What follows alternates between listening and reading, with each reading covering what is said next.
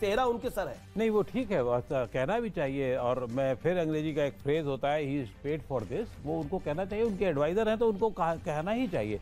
लेकिन वो मुझे ताज्जुब ये हो रहा है कि वो राहुल गांधी के लिए क्यों नहीं कह रहे हैं कुछ और। भारत जोड़ो यात्रा का इम्पैक्ट आपको क्या देखा? नहीं, भारत जोड़ो यात्रा का अगर इम्पैक्ट एक जगह है तो दूसरी जगह क्यों नहीं हो रहा, तीसरी जगह क्यों नहीं हो रहा, फिर दूसरी जगह इम्पैक्ट लेने के लिए गुजरात क्यों चले जाते हैं? ऐसा तो नहीं गए नहीं है वो, उनको गए वहां, उनको लगा कि यहाँ कुछ कर सकते तो गए, जहां लगा ही नहीं कुछ तो नहीं गए। इसीलिए नहीं गए थे, तो इसलिए नहीं गए थे कि वहां उनको लग गया था कि वहां जाएंगे तो दिक्कत होगी। और ये कई जगह कहा गया कि अगर राहुल गांधी हमारे यहाँ ना आए तो अच्छा है, ये शब्द इस्तेमाल किए गए। अहमदाबाद के दौरे के मतलब गुजरात के दौरे के दौरान मुझसे ये कहा गया, मैंने कहा राहुल गांधी नहीं आ रहे, ना आए तो अच्छा यार।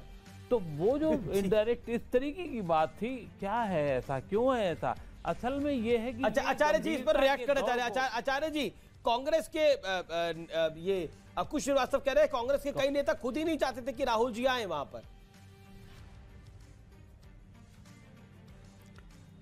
देखिए, अब ये इनकी किसी से बात हुई होगी या ये इनका अपना एक अनुमान हो सकता है या इनका सोचना हो सकता है। मुझे तो नहीं लगता है ऐसा।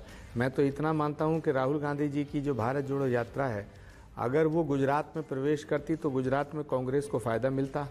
तो जिन एडवाइजर्स ने या जिन रणनीतिकारों ने राहुल गांधी जी की यात्रा को गुजरात में, नहीं वो इंडिविजुअल रूप से गए थे, भारत जोड़ो यात्रा नहीं गई थी। मैंने कहा भारत जोड़ो यात्रा को अगर 10 दिन 12 दिन जिस तरह राजस्थान से गुजर रही है उस तरह वो गुजरात से गुजरती, क्योंकि उस समय चुनाव चल रहा था, तो भारत जोड़ो यात्रा का प्रभाव तब पड़ता और तब गुजरात में हम हारते तो इसकी जिम्मेदारी राहुल गांधी जी की यात्रा की होती। इसलिए मैं बार बार कह रहा हूँ भारत जोड़ो यात्रा का इस चुनाव से कोई लेना देना नहीं है। ये मैं कह रहा हूँ, ऐसा मैं मानता हूँ। हो सकता है आप इससे सहमत हो या ना हो, लेकिन मैं एक और सवाल कहना चाहता हूँ जो अभी शुभरास्ता जी और नलिनी जी ने ये सवाल उठाया और ये चर्चा अमीश देवगन जी बहुत गंभीरता से करा रहे हैं कि अभी प्रधानमंत्री जी को जो कुछ ऐसे शब्दों का प्रयोग किया, अमर्यादित भाषा का प्रयोग किया, उसकी वजह से गुजरात में जीत हुई। तो मुझे लगता है कि ये प्रधानमंत्री जी के काम और वहाँ की सरकार के काम काज को कम आंकना होगा। कारण है गुजरात की जनता क्या एक वजह से नहीं, क्या एक इस वजह से गुजरात की जनता ने कांग्रेस को हरा दिया? मुझे लगता है कांग्रेस की जो हार है उसकी और वजह हैं, उसकी और वजह हैं। और कांग्रेस के भीतर बड़ी गंभीर बीमारियां हैं। जब तक उन बीमारियों को ठीक नहीं किया जाएगा तब तक कांग्रेस की जीत होना मुश्किल है। मैं ऐसा मानता हूँ कि बीजेपी एडवाइजर है, तो आप बताइए ना बीमारी क्या है वो। नहीं, मैं ऐसा मानता हूँ एडवाइजर है तो फिर मैं वो बीमारी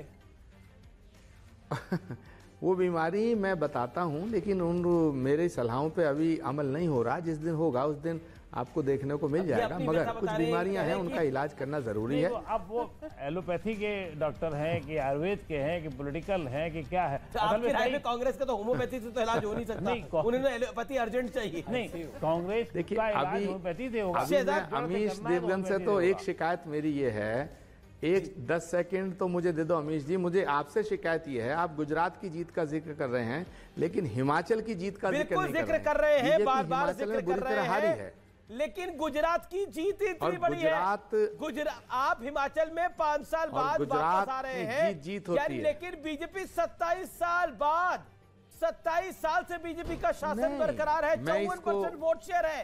वो जीत बहुत बड़ी है बीजेपी की।